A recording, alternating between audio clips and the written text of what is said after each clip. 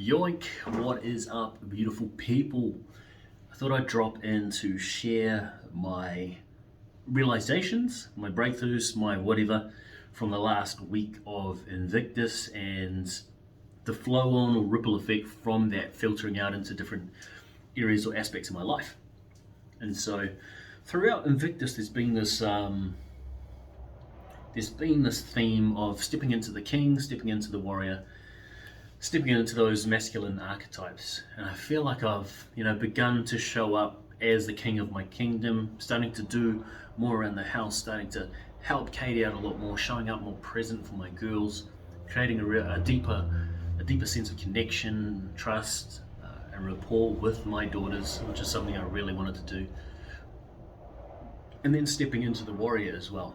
And so one of the ways I learned how to step into the warrior, beyond the physical breakthrough and pushing myself and being in suffering and pushing through that, and beyond being in the sweat lodge and being able to emotionally regulate myself, or to regulate my nervous system so I didn't freak out or panic in pitch black with heat, which is a situation I would generally panic in. Beyond that, stepping into the warrior, I chose to overcome my fear of reconnecting to culture and facing off with what I don't know and letting go of my level of shame. I chose to step back into doing the haka, and part of that was a full day workshop last Sunday with Haka for Life in preparation for the Anzac Day service, dawn service up at Kings Park, which is going to be a lot of people at. I'm going to have to take my shirt off and I'm going to have to be there, be present, and be the warrior that I was born to be. And so I made that decision and I went along. And one of the big things for me I realized on that day was just how long it took me to drop into my masculine, into my warrior, and to be comfortable using my voice. Now, a good friend of ours, mine and Maddie's, Benji, was there. And he's German Australian. I think he is German Australian. And he was there and he was giving it his all. He was using his voice. He was being in that and being comfortable being the warrior using that voice.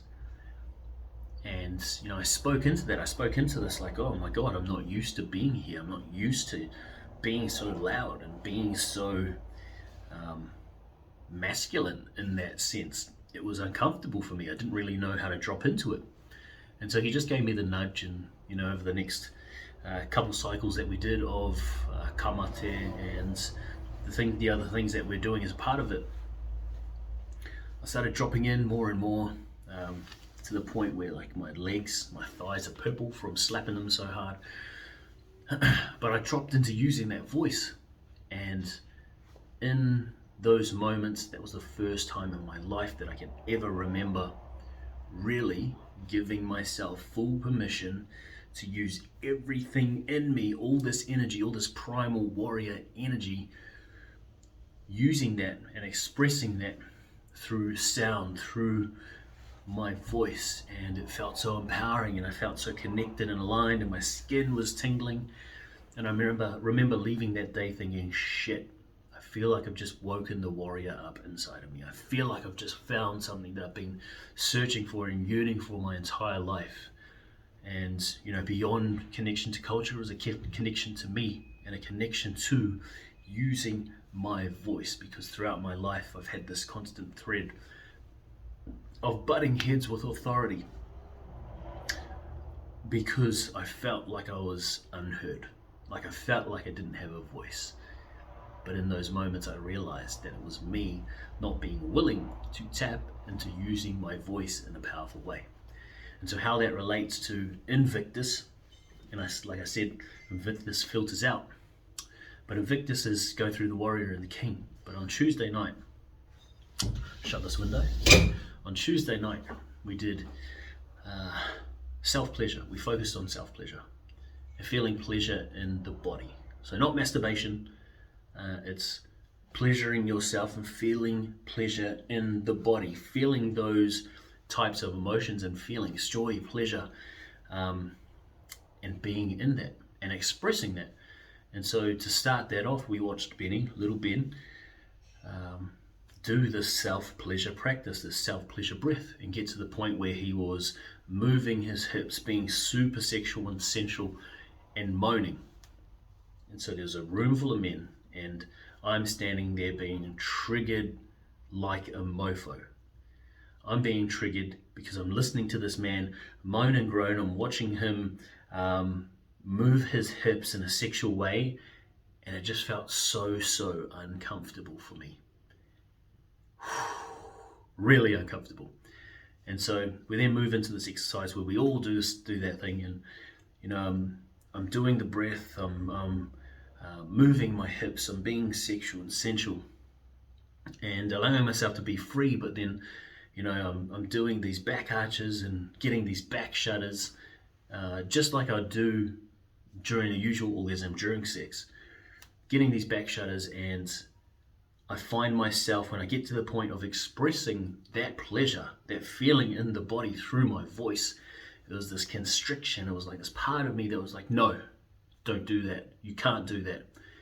And that's how pleasure has been for me, has been expressed for me my entire life. And, to take that all the way back to being sexually abused or being introduced to sex at like between 8 to 10, and then having to hide it, having to make sure that we weren't caught, having to make sure that I wasn't caught masturbating.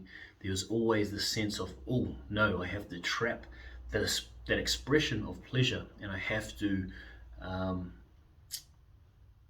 really limit my vocal expression, my use of my voice, to make sure that I don't get caught, because I will be humiliated, I will be shamed, and I will feel shame. And so I noticed that in that self-pleasure practice, back shudders, back arches, so much pleasure in the body, but when it got to the voice, it was like this. And so, after that night, I was just like, oh my God, what is that? I wonder if that's normal, or I wonder if that's me being constricted, because I wasn't sure, because that's really the first time I brought my full attention to that inner practice. And so moving forward, get to the haka on Sunday, do that whole workshop, get to the point where I'm now using my voice, now letting that primal masculine warrior energy flow through me and out through my mouth, and expressing it in that way. And then when I get home, I'm really pumped, I'm really proud of myself. I'm communicating to Katie that I feel so good about being in this space, and it just fills my heart up. It's just lit me up. My skin's still tingling. And I go into the room to do my self-pleasure practice, to feel the pleasure, to feel the joy, to feel the love in my body. And I start doing the breath.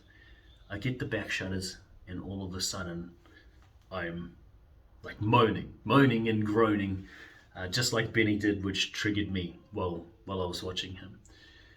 And in that moment, being on my bed, doing that practice, breathing, back shudders, back arches, and then not having to consciously think, I'm going to constrict, I need to open up and allow this to come out as sound.